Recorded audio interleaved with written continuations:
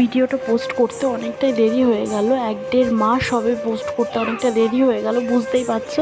এটা হচ্ছে পয়লা বৈশাখের ভিডিও। এটা বিকেলবেলায় আমরা ঘুরতে গেছিলাম।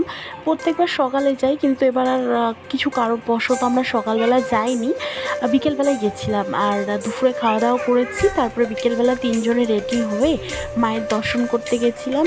তো ওখানে এত ভিড় আর এত বেলা বসেছে কি বলবো। তারপর ওখান থেকে ঠেলতে ঠেলতে আমরা মায়ের দর্শন করলাম।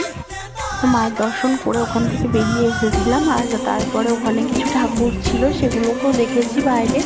তারপরে আমি ওখান থেকে এত ভিড় হয়েছে কি বলবো। যাই হোক, সব ঠাকুর দেখার পরে আমরা ওখানে 10 টাকার ফুচকা খেয়েছিলাম। বেশি খাইনি, কারণ প্রচণ্ড গরম ছিল সেদিন, প্রচণ্ড মারাত্মক গরম ছিল।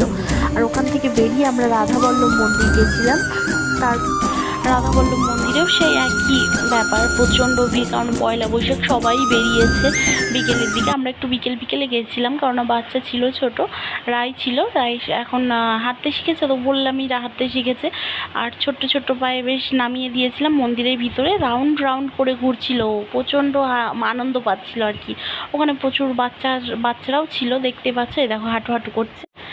আর ওকে নিয়ে ওর বাবাও হাঁটছে বেশ, দেখো নাচতে গেছে মেয়ের আমার। সেখান থেকে আমরা ওখানে আসলাম, ওর বন্ধুগণ মেলা কিছু পেয়েছিল আর কি। যাই হোক, সেসব দেখে আমরা চলে এসেছিলাম বাড়ি রাত্রিবেলা, ব্যাস এইটুকুই। আর একটু দেরিতে পোস্ট হচ্ছে বলে কিছু মনে করো না, একটু মানিয়ে নিও আর কি। ব্যাস, টাটা, নেক্সট ভিডিওয়ে দেখা হবে।